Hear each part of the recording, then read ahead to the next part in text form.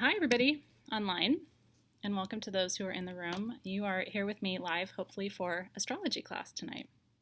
It is the last Friday of April, and to be honest with you, I don't know how that's possible. I really don't know where April went. I can't tell you much about that, but it's a short month, so that makes me feel slightly better about the fact that it's the end. I know. And so if you're a Taurus, you're super excited because this is your season. So I hope that April has been a real blessing for you.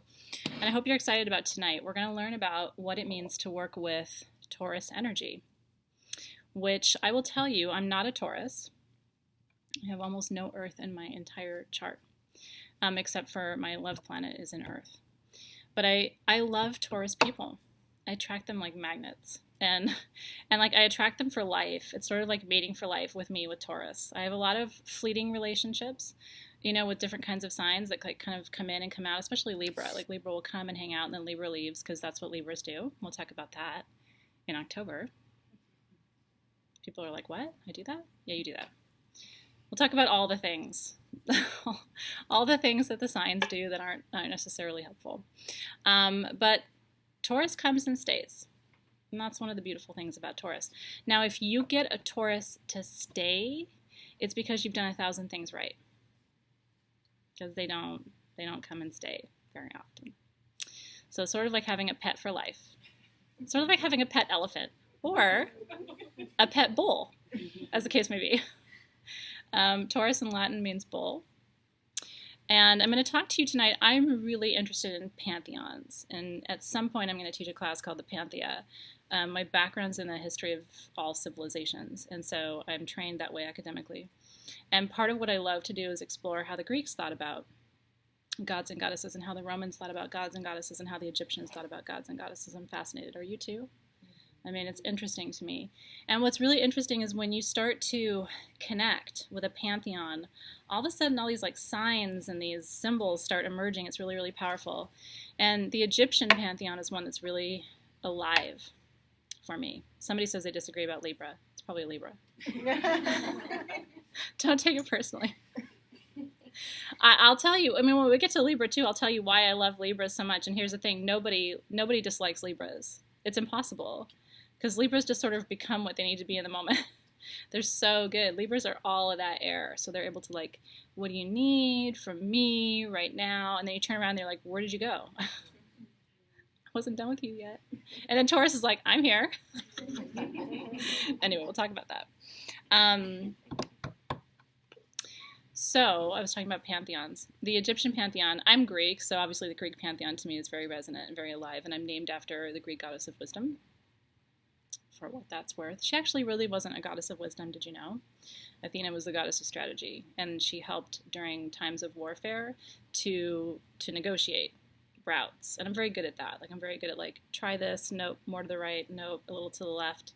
And so I love being part of that pantheon. I very much feel like that energy is within me. It may sound strange to you, but be careful what you name your children. I always had a really difficult relationship with my mom growing up. And I was like, really? I mean, if you're a mother and you want to have a really close relationship with your daughter, don't name her after a goddess that doesn't have a mother and was fully formed out of her father's head and carries a spear. I'm just saying that's not going to be the recipe for success for a good intimate mother-daughter relationship. Think ahead, people. I didn't name my daughter after a goddess, and that's for very much that reason. She's named Life, Zoe. And I chose a name that didn't have a goddess attachment as a very intentional act. I know. And my dad and I were pretty tight, but it's because, like, it kind of popped out. And there I was.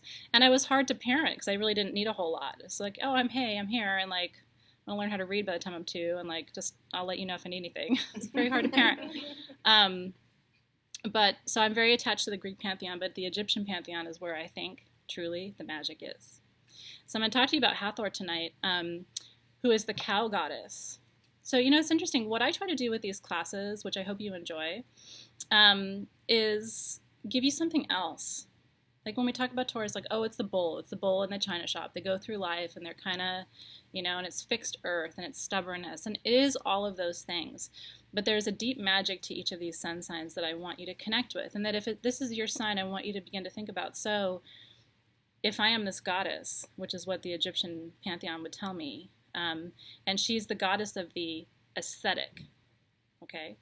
She's the Egyptian goddess of creation and beauty and love in many ways, and bounty.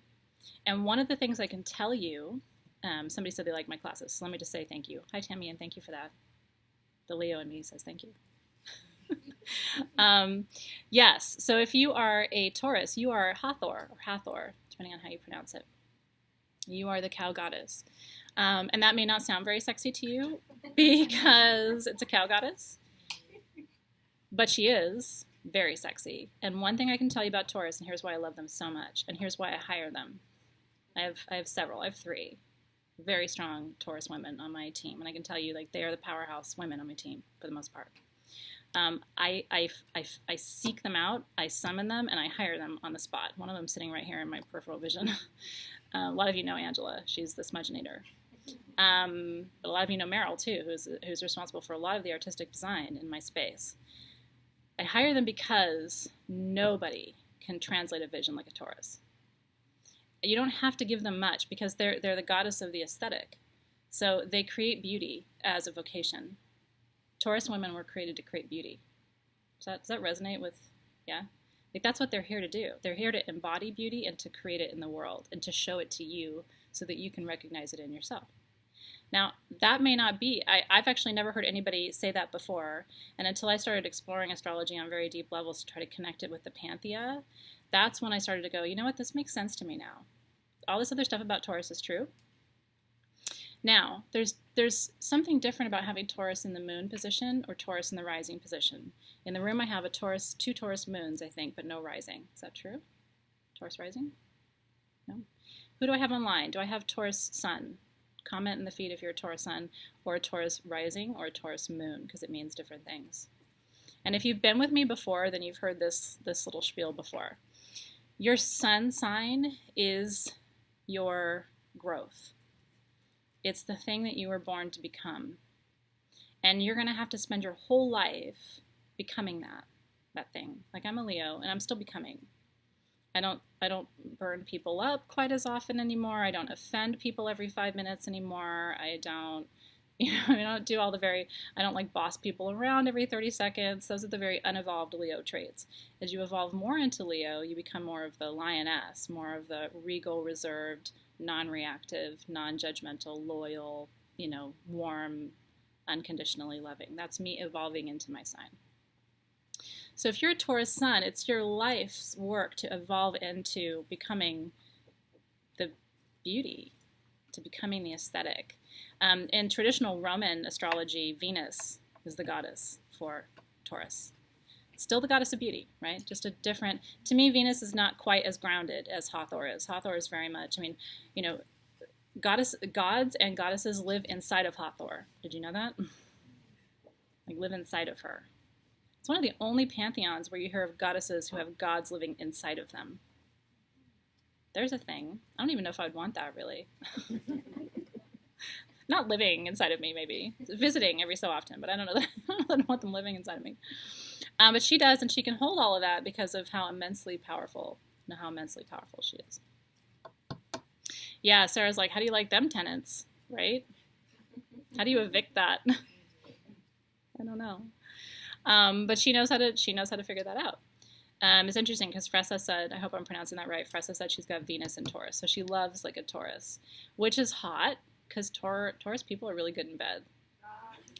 Hope I don't have a lot of children watching. If there are, I'm sorry for that. Well, it won't be my first slip of the evening. They're really good. It takes so long to get them there, though, but usually, because they want to know that you're going to be around for a while. Taurus is going to put you through some tests, and they're very patient. Like, Taurus can wait it out. But they kind of want to know that you're in it to win it. Like a Taurus, this is not the one-night stand person, for the most part, the traditional Taurus. So I'm going to walk you through tonight, Taurus man, Taurus woman, because they're very different. Taurus man is looking for quality. Taurus woman is looking for stability. Okay? It's really nice if they come in the same package. A lot of times they don't. And for a Taurus woman, it's like, quality. You know what I mean? But he's going to be there. He's going to do it. Taurus women are very different creatures than Taurus men, so we'll talk about that a little bit. We'll talk about what it means for it to be in the position of the sun, which is your evolving self. Your moon sign is kind of what moves you on the shadow side, okay? So if you're a Taurus in your moon position, it may not, you may end up being somebody who's not artistic, who doesn't have a creative vision, but somewhere inside of you there's like an inactive longing for it that rises to the surface. Your moon sign, you usually like evolve into your moon sign in later parts of your life. So if you want to look at like how are your 30s, 40s, and 50s going to be, look at where your moon sign position is. I'm moon Sag, which is all about the occult, hidden wisdom. So I've always been very interested in the other ways of knowing besides conscious ways of knowing. And then your rising sign is how the world sees you. It's your mask. So if you're a Taurus rising, this is where it gets really creepy. So like you can be something rising, like I'm Libra rising. Any other Libra rising in the room? Okay, so we're the people pleasers. I want everybody to be happy all the time. Or so it seems, until you spend about 15 minutes with me, and then it's like, if you're not happy, so what? Because that's the Leo. Do you know what I mean? But however you greet the world, that's your mask. So the Libra's like, I want you to be happy. What can I do for you? And then 15 minutes later, the Leo's like, here's how it's going to be. They sort of take over. So it's your mask to the world. So you want to really get to know people. The most stable people have sun, moon, and rising in one element, like all earth, sun, moon, rising. Then you see a consistency. Do you know what I mean? Or all fire, sun, moon, rising, or all water, sun, moon, rising. Then at least you know what you're getting. The wrapping paper looks like the present. My wrapping paper doesn't look like the present, so it's really hard what gets delivered. So again, are there any? There are no Taurus rising in the room, but are there Taurus rising online? Curious what your present is, because that's some interesting wrapping paper. Yeah. Okay, someone's asking, if I want to be connected to the earth and I love to paint, what am I? It's interesting. I mean, the artists of the world come in every flavor. So some people think that the artists of the world are the water signs, but that's not necessarily true. Taurus is one of the artists of the world, but their media is usually different. A lot of Taurus are artists, but they don't paint. Do you know how like the world teaches us that if you don't paint, you're not an artist? Do you know what I'm talking about? So a lot of us grow up thinking, nope, not an artist. We took that class in first grade and we did really badly and we painted like a stick figure, and then they're like, nope, no more art classes for him or whatever. And then you gradually start to learn over your life, whoa, my musical instrument could be my paintbrush, or my, for me, gemstones and flowers and things are my paintbrush, or perfume, or, riding your motorcycle is your paintbrush, or driving your car is your paintbrush, or designing houses is your paintbrush. So you find your medium over the course of your life, and it may not be a paintbrush. That's my point. Art's everything. It's everywhere. Interior design, like Shelley said, very much so. Yeah, and so Lindsay said she's a Taurus and she crochets, and that's her art. And that's very much, to me, that's very much Taurus. A good friend of mine is a Taurus, very much into costume design. That's her medium, So is she painting? Nope. But she can make a costume that's like something out of a fantasy. And she can do it without ever seeing it. Like Taurus has the image in the mind and then it manifests in the world. And it's like, how did they do that? And there's no point in asking because that's their gift. So the best thing you can do is just find them and be with them. And then pay them and have them make things for you. It's really, really good. Yeah. So one of the life paths or the life chores for Taurus, a Taurus who's not creating and who doesn't feel free to be herself or himself can end up with some problems later in life, some substance issues. So you really want to help your Taurus evolve into fully becoming, like being fully authentic. Every sign can, by the way. A lot of people who have substance issues in their life are people who weren't allowed to fulfill whatever that part of themselves is longing for. Do you know what I mean? So for a Taurus, it's like if they're not bringing that aesthetic into the world, and if they're not fully allowed to be, whatever that looks like, that restriction creates a pocket. And that pocket of resistance can manifest itself in substance issues. I've noticed that very much so. Yeah, and so Kayla's asking a good question, and I want to smudge in just a minute just to kind of clear off the energy of your day. I smudged everybody in the room here, but I want to smudge you too. Kayla's asking a good question. What if your Taurus doesn't want to evolve? Can you say, not the last lifetime?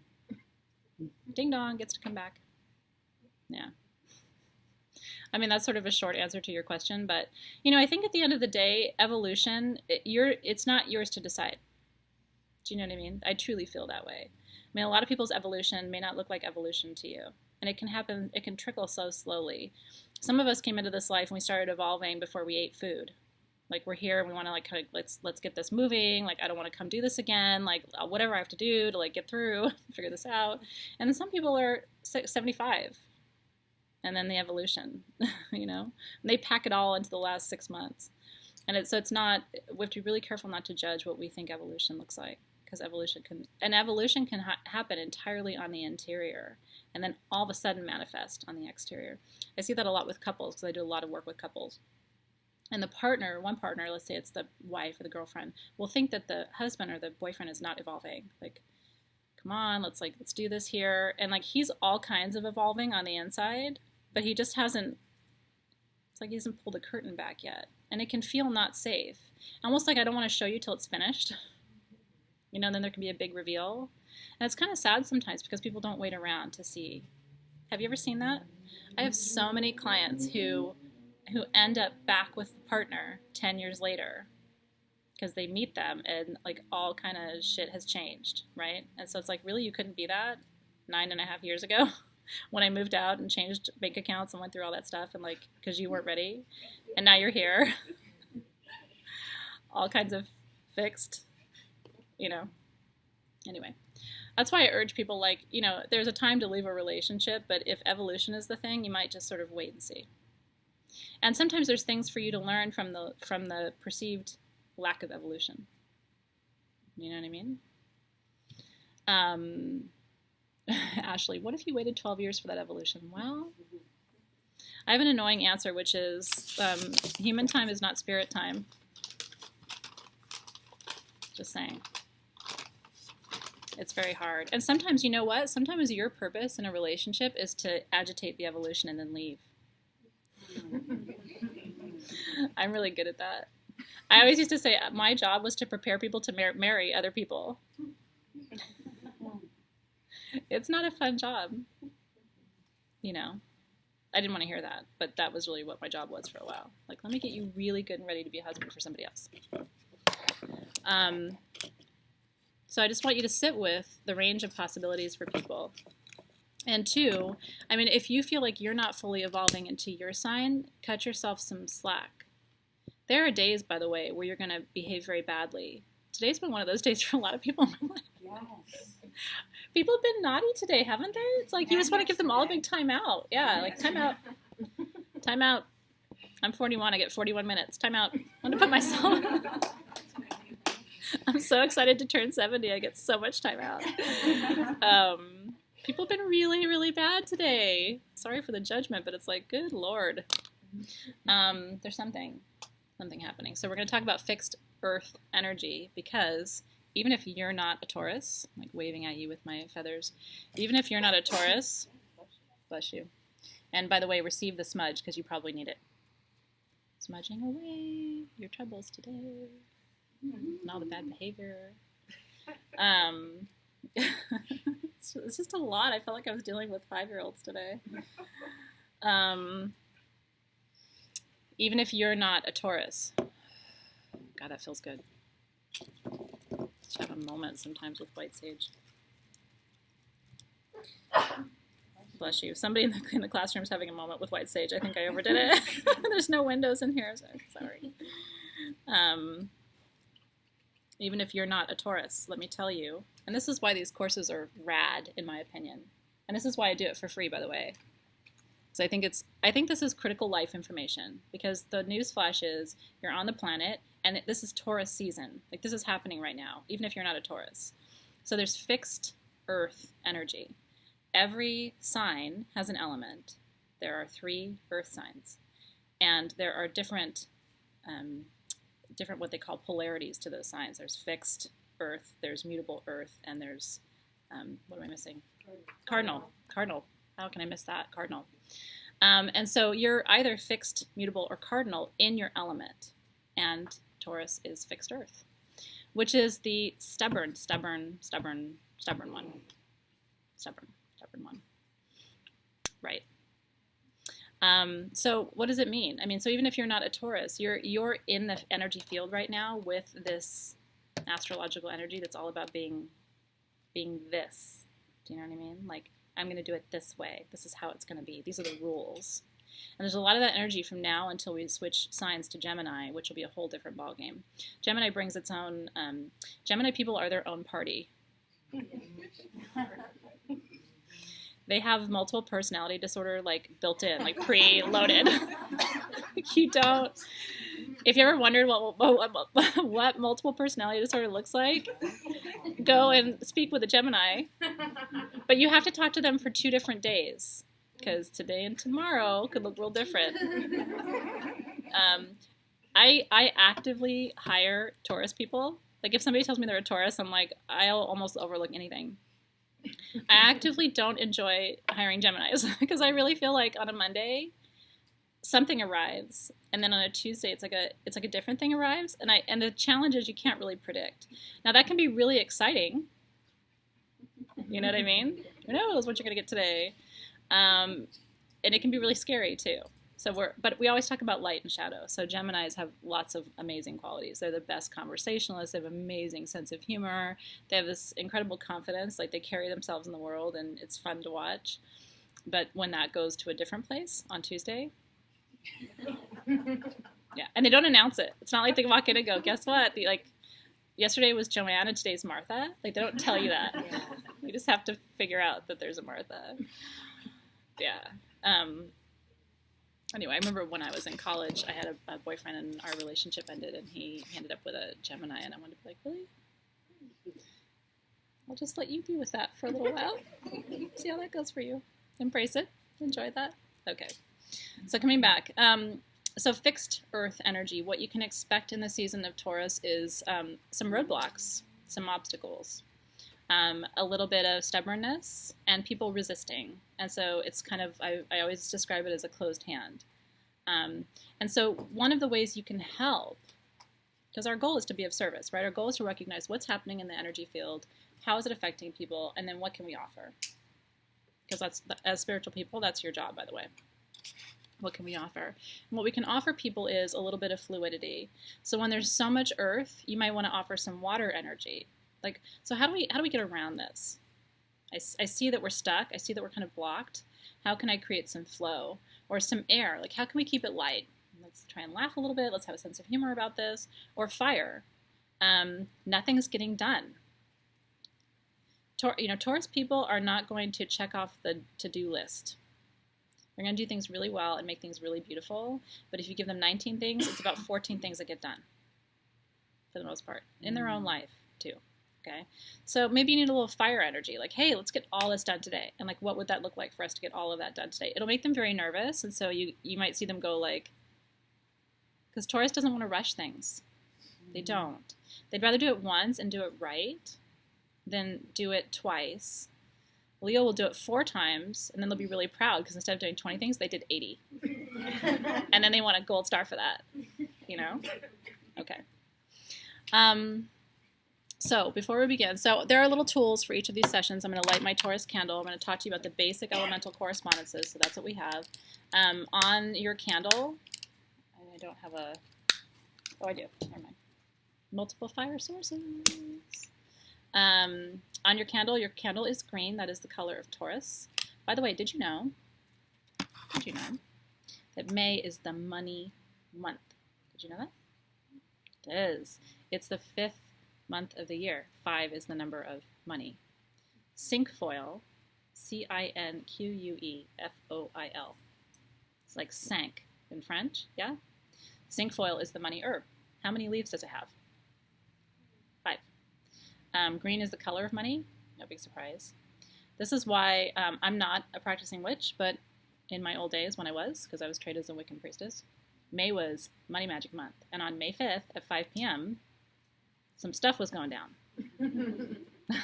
Some money stuff was going down. I did not lose my pretty lighter, but it's empty right now. Somebody's asking about my lighter. So I have this really unattractive and extremely functional Bic. You know what's really funny at Sage Goddess? I order 10 of these a month, and I only have 1 right now. This is a big place. There's no excuse. for 10 disappearing lighters. And they're like $2. I don't think people are stealing them. Do you know what I mean? Like, I don't think they're stealing them. Anyway, that's a Leo problem right there. So, if you want to work money magic, May 5th, 5 p.m., cinquefoil, green, aventurine. Yeah? And you can even take it further. You can do it for 5 minutes. You can, call to the 5 directions: earth, air, fire, water, spirit, or consciousness. We could spend all night talking about how to work money magic, but I'm just sharing with you that's what's happening in May. And I don't think it's any surprise. I grow cinquefoil in my backyard. It's a beautiful herb. It looks like hemp. So I worry a little bit about that. But it is 5-fingered, and so that's where the root of the word comes from. So May is money, money, money magic, and it always has been. Guess what Taurus people are really good at? Making money. Oh my God, and a Taurus who has an 8 life path is going to be very wealthy. Like if you give birth to a Taurus, or you decide to partner with a Taurus in business, or you have a friend who's a Taurus, and you add up their birth date and it's an 8, just stay close to them. Just connect with them. Because Taurus people manage money like nobody else. That doesn't mean they have a lot. Do you know what I mean? Doesn't mean they have a lot. But it means they're not broke. They'll always pay their rent. They pay their bills on time. It makes Taurus really nervous not to pay a bill on time. They live within their means. The Leo in me is like, that doesn't sound like fun. But it's really fun for a Taurus because one of their worst nightmares is they can't make it happen. Do you know what I mean? Security is really important to a Taurus. Here's the other thing about Taurus is they always look like they have money. Have you noticed that? My best friend growing up was a Taurus, and I know that she didn't come from a lot, and she didn't have a lot, but man, she looked like a lot. Like the Taurus is the person who's got like the gold necklace that they got at like Claire's boutique or something, and it looks like a $25,000 necklace. And if I put it on, it would not look like that. So they have this knack, but it's part of the aesthetic. I want to take this back to I'm being serious with you for a minute. The aesthetic. They know how to put that necklace with that dress. They know how to put that watch with that suit. Taurus men are the same way. So they can walk into a room and they hold the room. Taurus people are the natural dancers. Guess what 2 of my Taurus ladies do? They shake their groove thing. Angela teaches belly dance here every Monday at 7 p.m. That's my little plug for Angela. She's awesome. She teaches in this room. They do, and they're incredible dancers because they've got the posture and they've got they know how to carry themselves. Again, it's that Hathor energy, very much the goddess within, and they manifest that. They hold themselves in the world that way. So that's a kind of a quick rundown of I gave you the color of the herb, the stone, the traditional birthstone for Taurus. What is it? Emerald. Yeah. Emerald's interesting. If you think about, I overthink things a lot, but if you think about the properties of emerald, it's very much like a Taurus. It's beautiful, but it's not as strong as it looks. Yeah? Not as strong as it looks. An emerald is about a 5 or a 6 on the measure of hardness scale, the Mohs scale. You can't wear it as like a ring. It will break. And when I see people, I have a friend who went and she saved up all her money to get a really beautiful emerald ring, and she got an emerald cut stone and all this stuff, and she spent all this money on it. And the whole time I'm kind of watching, and I'm like, she's not going to do that, right? She's not going to do that, right? And she did. She spent like $15,000 on this ring. That thing will crack if I look at it the wrong way. It's like how beautiful. You can wear it every 4th Monday for an hour safely, right? Emeralds are not as strong as they look. And what's really interesting to me about gemstones is there's a deeper alignment than just the color with birthstones. What the emerald teaches us is you can be beautiful and you can be strong, but still be fragile. And that's part of your beauty. And what Taurus has to receive and accept is that they're not as strong as they seem. But one of their biggest fears is that you're going to find that out and exploit that. Because they're very, very soft. They're very mushy on the inside. They're like little peeps on the inside, little marshmallows. But they're so hard on the outside, and it's going to take you so long to figure that out that you won't, unless you're really interested in what's happening with them, you're not going to stick around. Yeah. But that's the good thing. They don't want you to stick around if you're not going to stick around. They're kind of waiting you out, so to speak.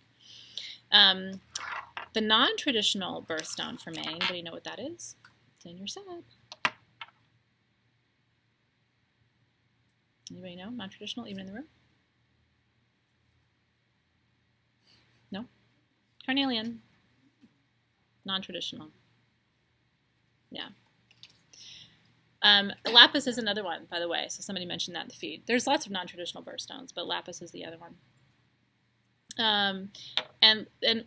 Carnelian is the second, lapis is the third. So carnelian, it's because of the fact that Taurus really do have a lot of energy and they have a fire within them. One of the, there are signs that masquerade as other signs, or elements that masquerade as other elements. Taurus people, a lot of times you'll think they're a fire sign because they're running around and doing. They're not standing still. Capricorns are waiting patiently somewhere for someone to promote them. Sounds really bad. I told you this isn't necessarily the most sensitive astrological lesson, but Capricorns are waiting really patiently for you to notice them and to say, wow, great job, I'm going to let you run the company. Because Capricorns are all about like climbing the mountain. That's their life's work. So they're going to work hard, but they're not like Taurus where they're running around the room trying to like make it all happen, right? Because again, Taurus have a lot of anxiety about you seeing inside. So there's a little bit of this. One of the, if you know this about Taurus, one of the things that you'll come to appreciate is when they let you in, it's a big, big deal. It's a big, big deal. Some signs will just spill their guts to you all the time. It's not Taurus. Taurus is not going to spill its guts to you unless it's really safe. Yeah, it's really true. Virgo, just to contrast the earth signs, any Virgos in the room? I'm married to one. Your condolences, I'm sure. I wouldn't have it any other way. Thank God, because honestly, I don't even know how I'd get here half the time. Like, I'm scattered. Like, I'm making it all happen. But like, getting into a car and actually being on time somewhere is really hard for me. It's like having a Virgo who has like a watch or like a phone and like knows what time it is and like pays bills and things is really helpful for me. Virgos are very, very helpful. But Virgos are running the show. Virgos work 24 hours a day, even in their sleep. Yeah? So Virgos are the workhorse of the earth sign family. Taurus is the aesthete of the earth sign family. They are the homemakers, really. They're the nesters. They're making it all beautiful and making it all come together. And then Capricorns are the mountain climbers of the earth sign family. They're going to ascend. And if you're not ascending, they're not going to work with you. Yeah? Interesting. Okay. So let's talk about this is all the kind of the traditional stuff about Taurus. What I like to do with the gemstone sets is teach you a little bit about what Taurus needs. Yeah? Does anybody know what this stone is? Angelite. And this stone? It's mortarite. Okay. So this is what Taurus needs. Taurus needs to deepen their spirituality, not be so afraid of it. Spirituality splits you open, right? Yeah. I mean, the more you open yourself and open your crown chakra, and the more you connect with your source, the more you release your ego, the more vulnerable you are to energy, to people, to conversation, to healing, to releasing, right? It's hard for Taurus. So creating that vulnerable space is really, really important. And also allowing people to come into their lives who are going to help hold that space for them. That's part of the evolution for Taurus. You can tell a Taurus is evolving because they're allowing people to come and begin to hold that space. Because they will push it, back. And then Jamortarite. Anybody know what Jamortarite does? What does it give you?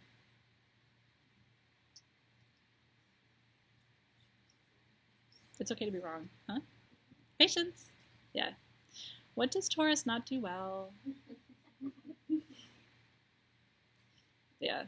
They can do it, but like if they need to be patient with you, there's judgment there. Like, ooh, gosh, I'll never work with you again. You know what I mean? Like, there's just a little bit of like, now I know not to ask you to do things for me. They won't say that, but the look on their face will say it. They're like, okay, you're not going to be helpful to me. That's very much what the Taurus is thinking. What they're saying is like, oh, thank you. Yes, I can wait. Right? Yeah. Okay. So we know that Taurus is strong, but not as strong as Taurus looks. We know that Taurus has a lot of energy, but it's all bubbling beneath the surface. We know that Taurus needs to work on the spiritual aspect and to speak Give it voice, right? Speak your truth. And we know that Taurus has to learn to trust and learn to release. And know that it's all happening at the right time. So what I'm going to do is I'm just going to take you on a quick little meditation. I'm using my Taurus perfume, which if you have that would be helpful for you to just take a little bit. It's a blend. Taurus is a blend of cedar and rosemary are the main two notes. Rosemary for healing and cedar for grounding. Believe it or not, even though they're an earth sign, they're not the most grounded of the earth signs. You know, Capricorn and Virgo are much more grounded than Taurus is. But what's interesting is every time I get a class together or group together, even this room is holding Taurus energy. There's like a tentativeness, like I don't know. Do you know what I mean? Do you feel it on the computer? I feel it right now. And one of the things I'm going to do in this little meditation is try to open you up and create a space for you to allow energy to come through. That's the whole work of life for Taurus. And even today in the field, in the energy field, what I'm sensing and feeling is like this resistance to allowing, because it's potentially risky, okay? So I want you to, as you take in your scent in whatever way you're working with it, if you don't have the Taurus perfume, if you have cedar, if you have rosemary oil, even a floral, a light floral like a rose would be okay. A lavender is probably too strong, but I would work with rose. Maybe even a sandalwood would be nice too if you have any of those scents. I like to work with scents because it's a different layer of energy that comes through, okay? So I want you to take your scent, just inhale, roll your shoulders back. Take a nice deep cleansing breath. Go ahead and inhale. Exhale.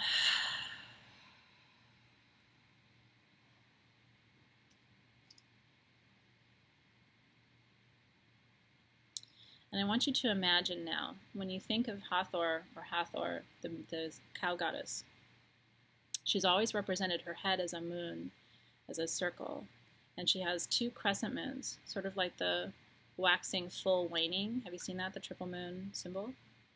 That's a lot of times what her head looks like in representation. So I want you to first visualize the head of Hathor. This is the Taurus. It's holding the completion of time, holding so much within its body, mind, and spirit. There's a heaviness to that. So I want you to really sense the weight of that on your shoulders for just a moment. Sense the waxing moon, sense the full moon, sense the waning moon. You're getting a taste of what it feels like to be a Taurus. They feel this every day. They're holding all of this for themselves and for other people.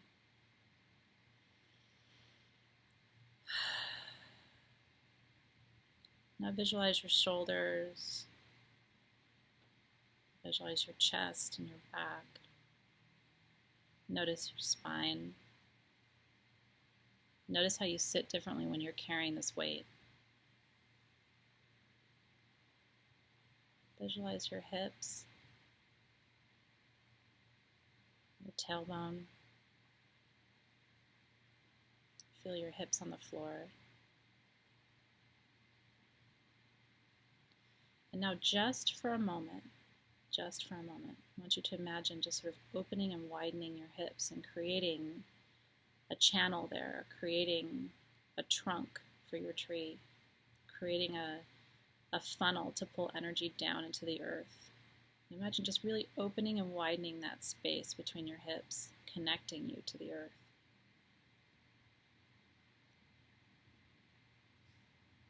See that funnel or that channel. Just let it open a little bit more widely and more wide. Let it just, imagine it being about 12 inches in diameter. And I want you to take that mantle of weight from the top of your head, that waxing full waning moon, all that energy that you felt at the top of your head. And I want you to imagine taking it and sending it down through this channel, down to the center of the earth. Almost like taking off a helmet, just for a minute. Feel the weight of all of that energy coming off of your head, allowing yourself to send it down into the center of the earth.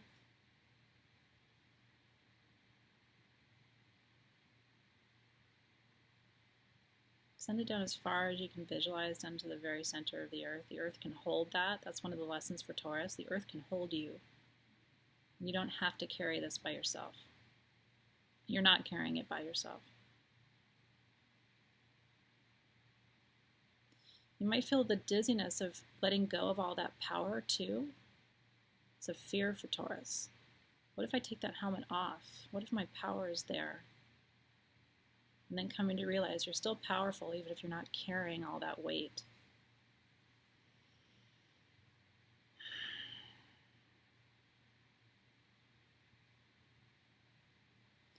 And now imagine replacing that helmet of moon energy. Imagine replacing it with a ring of flowers or something far more delicate, placing that on top of your head. Maybe it's just a ring of vines, or maybe not even replacing it all, just letting yourself feel what it's like to stand tall without that extra added weight of responsibility.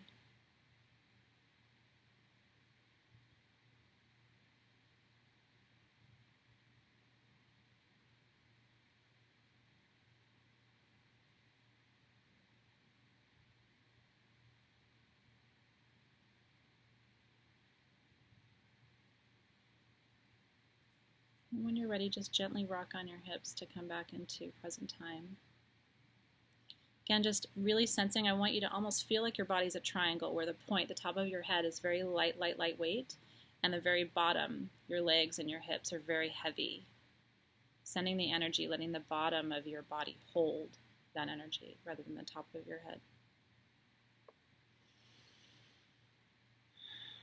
This, for Taurus, allows them to open and connect through the crown chakra. It removes the blocks and obstacles to their spiritual development, allows them to feel more connected to their source, their creator.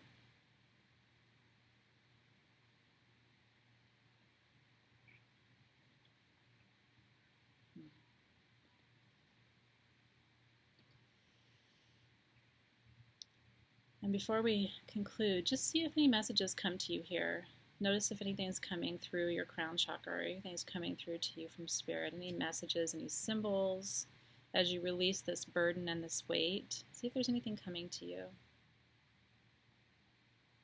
What do you need to know about not working so hard? What do you need to know about not carrying the world's problems on your shoulders? What do you need to know about not pretending to be so strong all the time?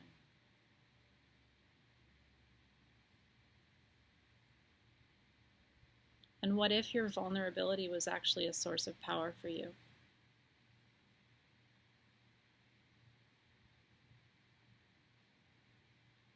You don't have to have an answer for that question, but for Taurus, it's one of the critical questions of their life. What if my vulnerability was a source of my power?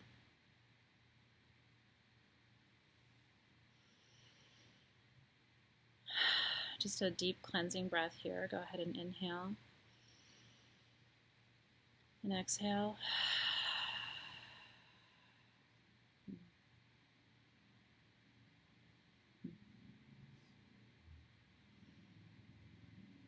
When you're ready, you can open your eyes, come back into the room.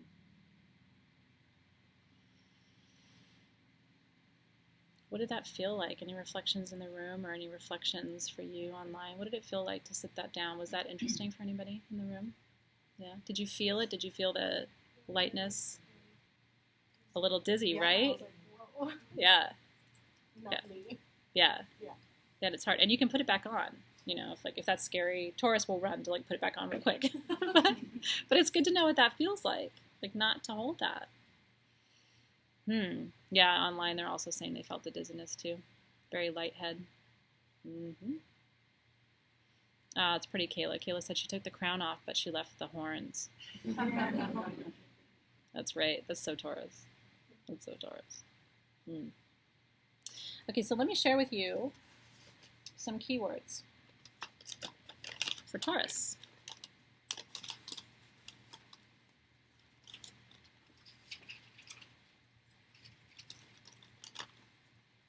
By the way, if a Taurus ever tells you that you're their friend, that's a big, big deal. Taurus people don't have a lot of friends. They have a lot of people who like them and would like to spend more time with them. That doesn't count as a friend. People are always telling Taurus, wow, I really like you. I'd like to spend more time with you. And Taurus is always like, uh-huh. Huh. And then they don't. But then Taurus has like 3 people that they spend a lot of time with. So it's like a really big deal if Taurus chooses to spend some time with you. Yeah. Yeah, so Sway says, we have people we know, but we use the term friend very carefully. And they're not antisocial. AR is saying that AR, I don't know if you're male or female, but saying, I feel antisocial. It's really not antisocial. It's untrusting. Untrusting. But you know, there's this inner fear sometimes in Taurus. I work a lot in generalities, by the way, and it's because I'm trying to teach you something in an hour that's very, very complex. Do you know what I mean? So you kind of have to go with me. I mean, I know that there's always exceptions to the rule, but there's an inner fear with Taurus that if you really knew them, you wouldn't like them. Now, I know a lot of people have that. Leos don't have that. Leos think if you really got to know them, you'd like them more than you do, which is not always true. The more you know is not always better. But Taurus sort of feels like, wow, if I really let my hair down, like if you really saw the whole thing, I don't know how you'd feel. And then when they find out that you do love them more when you know all the good, the bad, then they're like friends for life. That's what I was talking about earlier. Oh, it's interesting. So one of the comments here is, that's why Facebook bothers me. Friend means something different to me. Isn't that interesting? Yeah. It's true. I'm not a Taurus, but I'll tell you something. The Facebook friend thing to me really bothers me. I had somebody who did something really shitty online, and I unfriended them, which I don't do. I've probably unfriended like 5 people ever, because to me, unfriending is like a thing. Like, it's very intentional. You have to go and work hard to do it. Have you noticed that? Like, you don't just like blank and unfriend somebody. You have to like go and click and like go to friends and then click and then unfriend. Like, it's a very intentional. I had somebody say like they accidentally unfriended me one time, and I was like, yeah, I accidentally like didn't go to work today. You know what I mean? Like, that's not how that goes. But I unfriended somebody one time, and they asked me why, and I said, well, because I didn't like what you did, and I think if you're my Facebook friend, you should actually be my friend. Like, if I wouldn't be friends with you in real life, like, why would I show you pictures of my kids growing up? Why would I do that? I don't know. So maybe I have a little Taurus and really didn't know it. That's interesting. Luna Goddess says, I don't like the term unfriending or even blocking anyone. Yeah, people ask me. Well, the thing is, people know, but if they ask me, I'm going to tell them. Like, I'm not shy. So people are like, oh, that happened? And it's like, yeah, that totally happened, and here's why. Yeah. It's not going to be hard to hear. Don't ask a Leo something unless you want to know. Oh, that's funny. Angel says, I will block and rock. Well, you just go on. Oh. Boundaries. One day we'll do a whole thing on it. I don't know if you guys know Pixie Campbell, but she's a good friend of mine. And you can go back and watch a show that we did. We had our own little talk show because we just decided it was a talk show called Sacred Grit. And if you go to spreecast.com, you can go watch back episodes. We were great together. We're going to revive it. It's just we're both so busy. We were talking about it this weekend. Like, how do we revive Sacred Grit? But we're going to do it. The idea was we talked about gritty things like sex and divorce and, like, you know, bad relationships and stuff. But we talked about it from a sacred perspective. So Sacred Grit. Anyway, we did one on boundaries, which was really, really helpful. Like, how do you hold sacred boundaries? So if you want to watch something that's free, there's like probably 10 or 15 hours of Grit. You can, in your free time, you can just go watch that. People have told me they watch it in the middle of the night. You know when you're up in the middle of the night, like, what do you do? Like, Sacred Grit. That's what you do. Okay, so let's talk about keywords for the light. They're dependable. They're loyal. They're trustworthy. They're not going to tell your secrets. They're generous. Oh my God. They're generous. Case in point, this morning, a woman who works with me but is also my friend, Meryl, she's a florist. She knows how I love rainbow everything. So I come in this morning, and she has sent, through a friend of hers who also works with me, these rainbow roses, which if you were online with me, you saw them today. She just sent them in today. No reason, no card, just like, there they are. You know, that's so Taurus. They don't need a reason. If they love you and they trust you, they'll do anything for you, right? Shirt off their back type of people is what Taurus is. And they really would give you the shirt off their back. They'll like go find something else to wear so that you can have the shirt off their back. It's really incredible. They're thoughtful. Like, those are the people who, when you're dropping hints all year long, like, oh, for my birthday, I'd like this. And you mentioned it in January, and then, like, your birthday's in August, and the exact thing that you wanted, that's the person who's paying attention. And they're like, wow, you really remembered that. Like, that one little thing. And they have a really good sense of humor, which is helpful for me, because I like to laugh. And Taurus can be counted on. And it's okay if it's not even appropriate. You know what I mean? Like, or like today with Angela, there's an app called Cat Paint that I think is really awesome. And it's like you can take a picture and you can, there's all like a whole menu of cats, and you can click on it. It puts the cat on your picture and the cats meow, and all the meows are different. And like Angela let me actually sit with her for a few minutes and take a picture of her and put cats all over it on her lunch break. Not a lot of people will do that for you. They'll be like, can we not do that? That's really weird. She didn't even ask me why we were doing it or anything. And the only question she asked is, what's it called again? So, Taurus. Okay. And then the bad side. It's not bad. These are your challenge areas, Taurus. Oh my God. Somebody said, I think that's Kevin, said second job comedian. I don't know if you're talking about me, Kevin, but I appreciate that for that. You might be talking about Taurus too, because they're really funny. AR said, we will also get into fights with you. It's really funny because Meryl one time was like, something had happened, and Meryl was like, I will take that person down. And I was like, no, I'm sure you will. Let's just calm it down. They're very, I'm sure you will. They're very stubborn. The phrase that comes to mind with Taurus for me is all of the things. Taurus likes all of the things. So you say, would you like this, or would you like that, or would you like silver, or would you like gold? It's like, I would like all of the things. But the reason is, it's not greedy like it is with some signs. With Taurus, what it's about is they recognize the beauty of everything. Like if you ask a Taurus, what do you think is more beautiful, like the silver or the gold? They'll be like, well, the silver is like capturing moonlight, but the gold just evokes this deeper sense of like, a connection to the elements or whatever. Like they have a way of describing to you the beauty of all of the things, and the way they put things together is really beautiful. They are possessive in a relationship. They're possessive. So there's that. I won't say too much more about that. Here's a place of judgment for me around Taurus, if I'm honest, okay? One thing I have noticed about Taurus, and in particular the women, is that relationship is like a big deal for them. It's not that relationship isn't a big deal for me, because it is, but like they really like the idea of being married, for example. Like that's a thing for them. Like they want the ring, and they want the thing, and they want the ceremony, most of them. Like they want all of the things. And I've seen like Taurus people prioritize that over other things. And I've been like, really?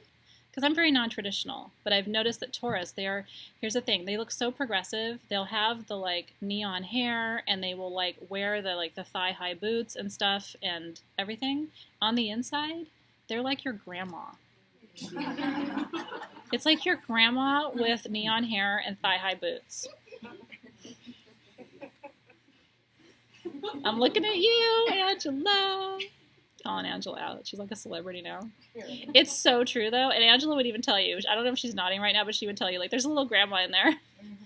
Grandma. They're sexy grandmas. I mean, they really are. They're very sexy grandmas, but there's a grandma in there. And the Leo in me is like, it's kind of stodgy. You know what I mean? Like, I don't know. So I'm just honest about the fact that I have a little judgment there. But I'm letting it go. The number one thing, though, and if you want to, they're very seductive, by the way, too. Very seductive. They could take this, perfume bottle cap and make you really interested in it. Okay? I keep using Angela, but she's like my Taurus in the room, so I'm just going to go with it.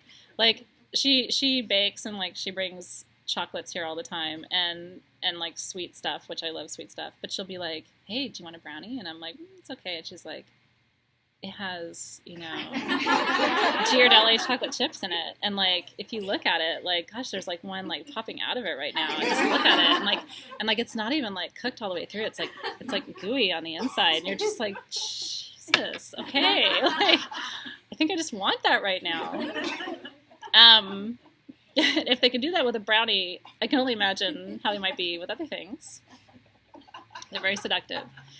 If you want to, No, and I fall for it every time. I'm like, gosh, I kind of do want a brownie. Like, I don't want a brownie. I have to really have willpower. Especially if she made brownies today. Like, she did well. We make these like special brownies here at Sage Goddess. Not like that, but they have cayenne and cardamom and cinnamon in them. So they're like palate clearing brownies. Don't you want one? They have like chocolate chips in them. I'm like channeling my inner Taurus. I felt really bad because somebody here got sick on them.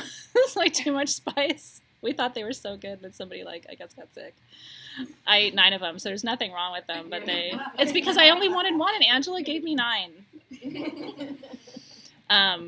If you want to seduce a Taurus, because they will seduce you, they really will.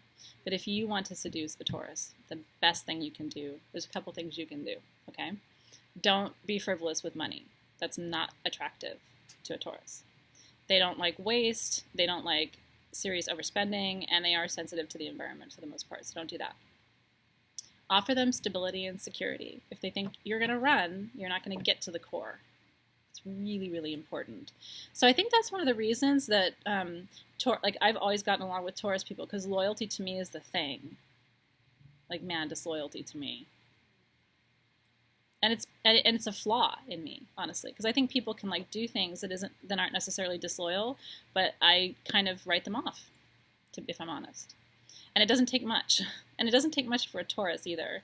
So like a Taurus knows a Leo, like I'll go to the mat for you, and you go to the mat for me, and like when we're like this. So I think there's a thing between Taurus and Leo. But that's really, really important to them. So if you want to partner with a Taurus, especially a woman, she needs to feel safe with you. She needs to feel like you're going to manage your money well, because if you don't, that really freaks her out, because she's going to manage her money well. And she wants you to appreciate her, because she's creating beauty for you. And the number one thing you can do to hurt a Taurus's feelings is not appreciate the beauty. They made beauty for you, right? You didn't appreciate that? So it doesn't take much. It can be a single word, or like, wow, I saw that. I'm so grateful for that. You know, and just once in a while saying like, one of the things I've noticed with my Taurus people in my life, and like I said, I have a lot of people in my world, but I have like a relatively small inner circle. But what I've noticed with my Taurus inner circle is every once in a while just to say to them, when you're not here, my world feels different. And the Taurus just sort of like melts into that. And we all do, but in particular, because the Taurus is going to work so hard for you, that if you just stop once in a while and say, wow, when you're not here, my world feels different. So I'm really grateful that you're here. That goes a long way. Virgo doesn't need to hear it. Virgo's like, whatever. I know the world's different. You know, Leo's the same thing. Like, I know if I'm not here, your world is not as good. You know, but the Taurus doesn't know it. Like the Taurus wonders, would their world be the same if I wasn't there? I don't know. And then you say, yes, my world is not as beautiful when you're not in it. And they're like the Queen Hathor rises. Yeah.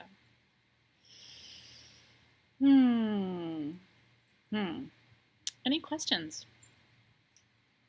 Don't you just want to go get yourself a Taurus? They're just so seductive. It's so true. Yeah, I know. Do we have brownies? Angela. We have brownies. I hope you enjoyed it. So remember, every fourth, or last, I should say, Friday of the month, we join together to learn about astrology. Next month, at the end of May, we'll talk about Gemini. We'll talk about all of the Geminis. Joanne and Mary and Martha and Lisa, all the people that live inside of you. Yes, I can go through the crystals one more time. I like to take a minute just to see if you have questions so I can answer them. Okay, so the traditional stones for Taurus are emerald. That's that. I have emerald. Emerald's a stone of wisdom and discernment. And Taurus, they understand. They're wise. If you want a really good opinion on something, ask your Taurus. And then the other traditional birthstone is, or totem stone, is carnelian. Really, it's an alternative, but it's one of the traditionals. The more alternative is lapis lazuli. Yeah, somebody said, your nails aren't black, Athena. I know. I'm giving them a rest. I'm letting them breathe. I have a whole new concept, by the way, that I'm going to be blogging about called spaciousness. Energetic spaciousness. I'm trying to create space in my life, and I'm even letting my nails breathe. That may sound really superficial to you, but like, it's my thing right now. I'm about like being online a little bit less, like posting a little bit less. Now it sounds weird for me. I'm about like not putting nail polish on. I'm about like not wearing clothes all the time. I'm trying to create spaciousness. I want to invite you to my spacious place with brownies and wine. Cheers. What sign is the best mate for Taurus? I would say Leo would be really, really good. I'd say Leo's really, really good. Another Taurus is difficult, you know, because Taurus men are, oh, here come the brownies. Can I practice? Would you like a brownie? No? But don't you want one? They're really good. I touched that one, but sorry. I didn't lick it, I just touched it. Taurus men are difficult in the sense that they're very hard to please, but all of the earth sign men, let me just say this, all of the earth sign men, I have one at home, they're very difficult to please. The thing is they know that, so it's not like they're not self-aware. They know they're very hard to please. Their standards are really high, not that the other signs aren't, but like the fire signs are willing to allow for a little bit more. The earth signs are like, this is how it is, this is what I want, this is what I need it to be on time, I need it to look like this, I need it to cost this much money, like the earth sign men are very like regimented. If you need that, it's really helpful. If you don't need that, you might try something else. The water sign men are very passionate, but they're also emotionally demanding, right? That's hard for Taurus. It's hard for Taurus to show up for an emotionally demanding sign. They don't necessarily have all that to give. Do you know what I mean? Like they don't have all of the words. They have all of the commitment. They have all of the generosity. They have the essence of the spirit, but they don't have all of the melty stuff that a Pisces needs. You know? And they don't want to have sex 24 hours a day like Scorpio. You know it's true, Scorpio. It's true. Somebody said, oh my God. It's true. So there's that. So I would say probably a Leo, because we get the loyalty piece. It's like mission critical. Although we spend too much money, that drives Taurus up the wall. Leo's like, I don't really have rent this month, but check out this thing that I bought. It's like, oh my God, you're going to be on the street. Sagittarius could be good. Sagittarius aren't loyal. You know what's funny is when I was learning astrology when I was young, I've been studying this stuff since I was like little, young. My teachers arrived very early. And one of my earliest teachers said, never, a Sagittarius man. And I said, why? And she said, they like to be outside. And I said, what do you mean? And she said, of a relationship. And it's really true. Sagittarius people like to be outside, like outdoors, like, oh, let's go outside, let's fly a kite, let's ride a bike, let's not be in a committed relationship with each other. I know I said it. I don't have a good filter. But I would not necessarily choose a Sagittarius man for a Taurus woman. Pisces would be too scary, too emotionally demanding. Scorpio would be too oversexed. A Taurus likes it, but they don't want it all the time. And they kind of like to tell you when it's going to happen. They don't really want you to tell them what's going to happen. The air signs are interesting because Taurus likes really good conversation, but at the end of the day, they need you to like do it, not just talk about it, so they can get really frustrated with earth signs or with air signs.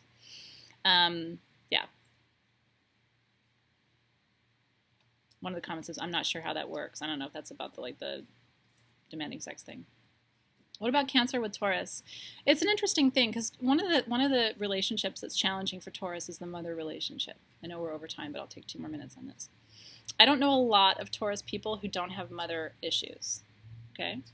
And part of it is for Taurus women, they're really strong. And I understand that because I am too. And I didn't make it easy for my mom to be a mother. And Taurus women don't make it easy for their moms to be mothers because they don't really need that.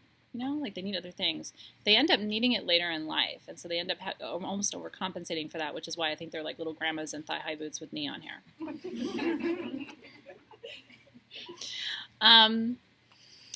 Cancer is the sign of the mother. Men and women.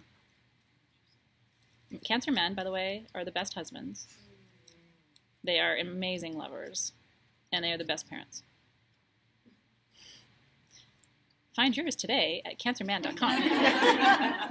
I have nothing bad to say about Cancer men. Isn't that funny? Yeah. I was raised by one. I know them all. There's a lot of Cancer men in my life, and I just find them to be divine.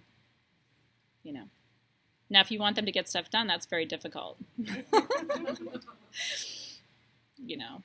I used to ask my dad, like, could you fix this for me, or could you, like, hang this up or whatever, and if he did it, he just, like, didn't do a great job or what, you know, it's just, like, it got done, but it wasn't, like, you know, give it to a Virgo, and, like, they're measuring, and, like, they're doing it, and it's all happening, but they're not doing it right now, and then a Leo will hang it, but, like, it's crooked, and they don't care, like, they're just never going to go back to that again, so I could talk about this all night long, but anyway, I would say for a Taurus woman, a Cancer man would be really helpful, because they're going to bring that maternal energy, but in the masculine. And they're going to be a tender lover who will allow her to, like, work through her passion, you know, like, to display her passion and her beauty. And they're always going to appreciate it, because Cancer men love the aesthetic. So they're going to be like, wow, you look beautiful. You know, you are beautiful. You created beauty. And the Taurus woman needs that. Mm-hmm. Does that help? For Taurus men, I don't know. You're hard to please. You know. Maybe a Leo woman, because we're awesome.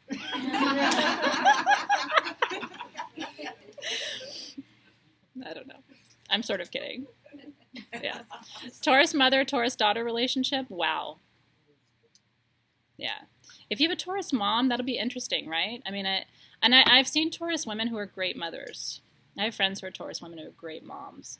I also have friends who are Taurus women who definitely should not have children. You know? We joke about, like, the ants from hell, you know? Like, they should not have children. But I guess that's the way with everybody, right? Like, some people, it's not, procreation's not their thing. Bringing more of themselves into the world is not their calling. If they're mad at you, though, Cancer men hold grudges. They do. They do. And Leo women are unkind to that. Like, get over it already. Seriously, that happened, like, 3 days ago. And they're, like, wounded for life. Yeah. What kind of father would a Taurus be? Earth sign men are disciplinarians. They're the Hierophant in the tarot. Do you know what I'm talking about? The major arcana? Yeah. They're difficult parents, but they're good parents. They're very steady. Children respond well to earth sign fathers as long as they don't have earth sign mothers. They need a little water, a little fire, or a little air to, like, release some of that. Yeah? Yeah, they're really good. They set good boundaries. I'm terrible with boundaries. My husband sets all the boundaries for our kids. I mean, I'm not good at that. But I'm there going, like, and I'll still hold you through that. You know what I mean? Or, like, I provide all the energy and the flow and the creativity. My husband's like, and it's 9 o'clock and it's time for bed. I would be like, you know, I mean, you know, we're in daylight savings time. Maybe we go to bed more like 11. Like, we've got some other things to do. It's late. Like, but I still want to read a book, or we didn't, you know, that show's not over. Not good with boundaries. Yeah. Interesting. Ashley says, my dad's a Taurus, very hard to please. I'm a Virgo, worked hard growing up to please him. Yeah. It's like the earth sign children really have to, like, they have to step up to, like, make that parent, like, you know, they have to work for that affection a little bit. It's hard. It's really hard. Well, thank you, everybody. It was really fun. I hope you enjoyed it. I hope you'll join me next month for Gemini. It'll be arguably more fun because there's going to be air energy. We're taking ourselves too seriously today. Although I had fun, and the group in the room had fun. And if you're at home with wine, I think you had fun. And I helped you lay some heavy stuff down tonight. Here's some advice, Taurus. Don't put it back on. See what it's like to move a little lighter in the world for a while. Try that. All right, namaste, everyone. Happy weekend. Enjoy. Many blessings to you. I'll see you soon. Take care, everybody. Yay.